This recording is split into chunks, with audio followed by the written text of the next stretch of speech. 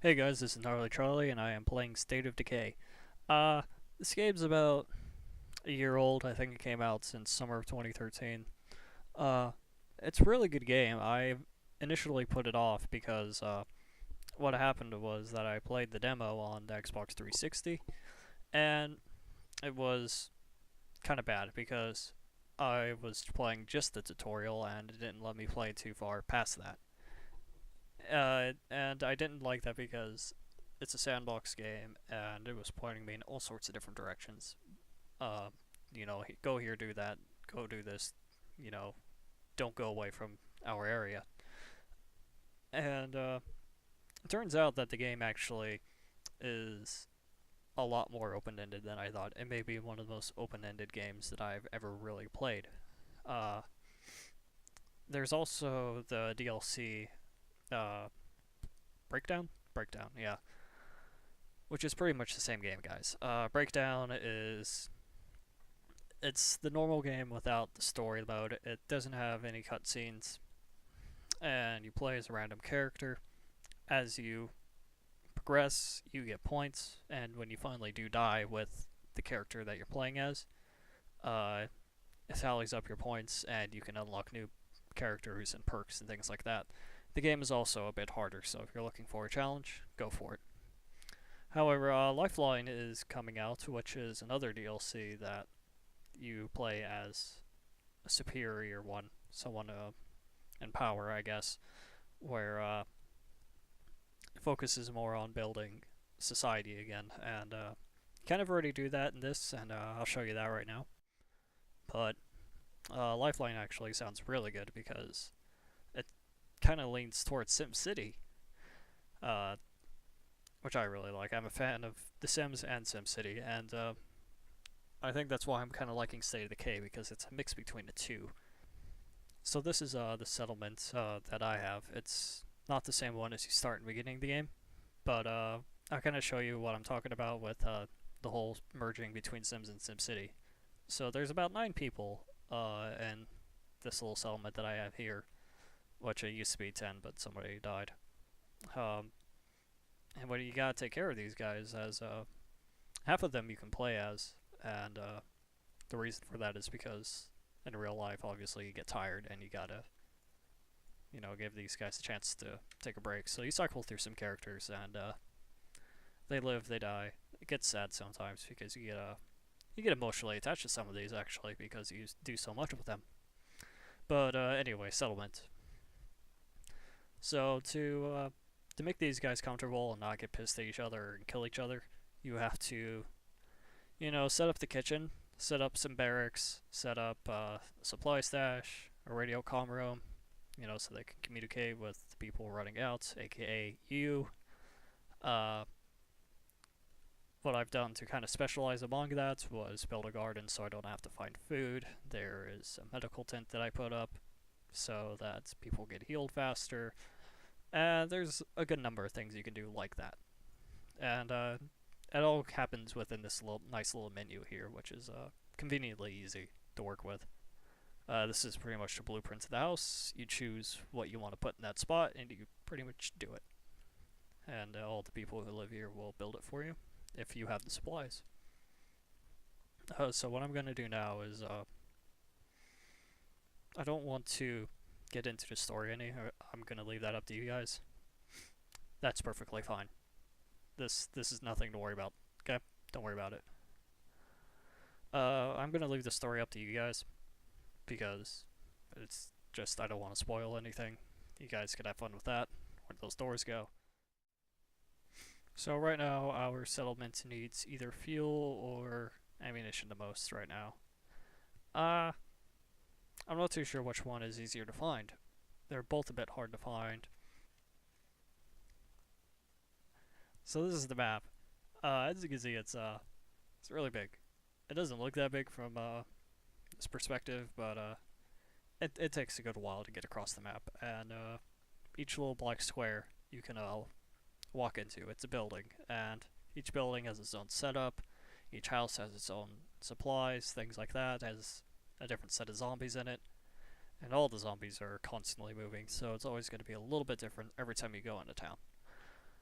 I'm gonna go ahead and go to this town because it's the one I've looted the least. Uh, what I'm gonna be looking for: fuel or ammo. So a gun store or a gas station is what I'm gonna be going for.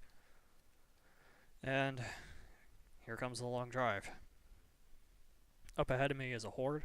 What hordes are, or well, they're hordes. They're hordes of zombies. You gotta kill them because if you don't, they attack your base, they attack your friends' bases, and everybody gets mad. And get off. Thank you. So yeah, hordes are bad, and I gotta turn and kill those at any point I can.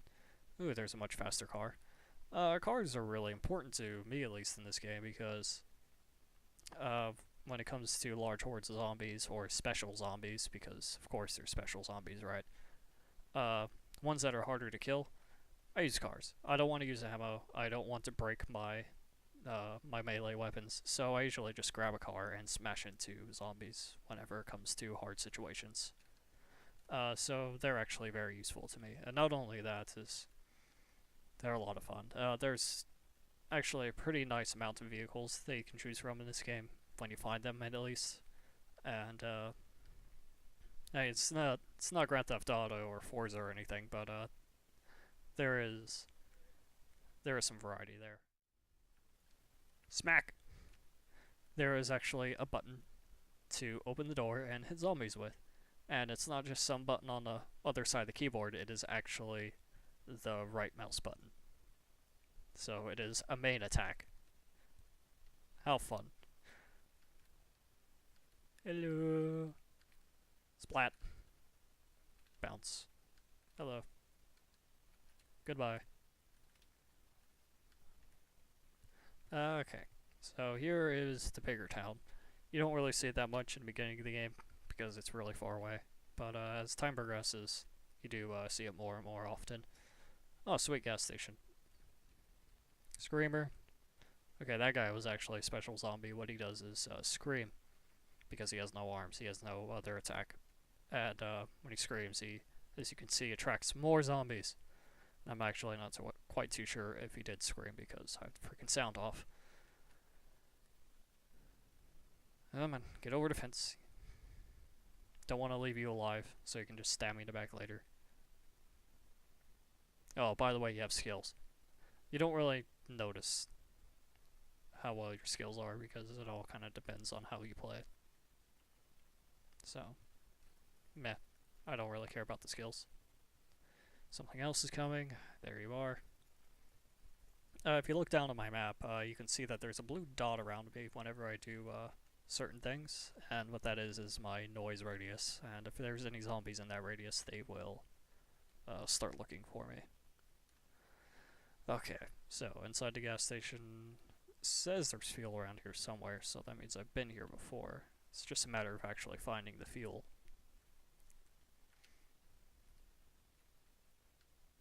For some reason she's talking, so that must mean she thinks there's still zombies in here. Oh, there's one outside. Hopefully I don't alert him. That's a food supply, I don't really need that.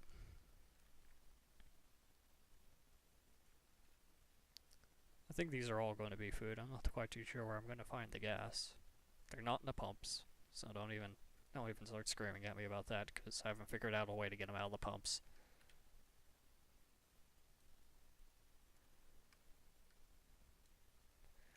Get out of here. Oh, there's more. I didn't see the other two. Oh, there's a few here. I think we're gonna have to get out of here. Oh, I say that, I just don't see any gas, so I'm gonna leave. What else was I looking for? Ammo? Okay. We can try to find some ammo too. Oh, perfect. Of course, ammo shops or gun shops are stereotypical and are old school, you know, Wild West sideboard, so they're actually pretty easy to find. Too bad there's probably only 2 or 3 gun shops in the whole map. And there's a horde coming towards it, so this might be interesting. Yeah, I'm not gonna get away. I'm not gonna come over here because there's a horde here. Cut.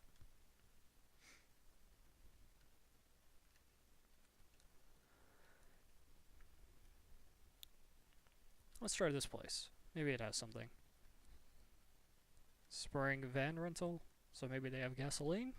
Let's hope so. Oh, they have a zombie in here apparently. Goodbye. Let's take a look. Ooh, what's in here? This looks like a gun cabinet. I do not want to wait. I don't think there's zombies around here. Let's make a lot of noise to find stuff. Oh, there's some gasoline. Sweet.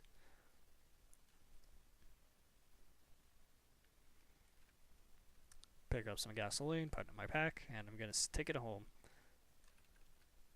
And I barely got hurt. Let's go off-roading. Take a shortcut. Some pop in there. It's a down plane. Like I said though, this game is actually really good. I have been playing it almost non-stop for the past week when I should be doing my automotive homework, which, whatever, it's automotive, right? And I think the big reason for that is because the level of freedom you have. Because what I'm doing here is not what you guys have to do. What I'm doing is just focusing on my community and making it bigger and making it better. And what you guys can do, you don't even have to focus on this at all. You can just let them all die and be a Lone Ranger. Your radio's going to scream a lot because one of the people can't die, but other than that, you can do this whole game in story mode all by yourself. So, the variety's out there. This is just the way I'm doing it. Smash. But yeah, this game's a whole lot of fun. I think it's $15 on Steam right now. And I believe that the new DLC is going to be really good. I'm definitely going to be playing it, and I'll see you guys there. So, this was Gnarly Charlie. I'll see you later.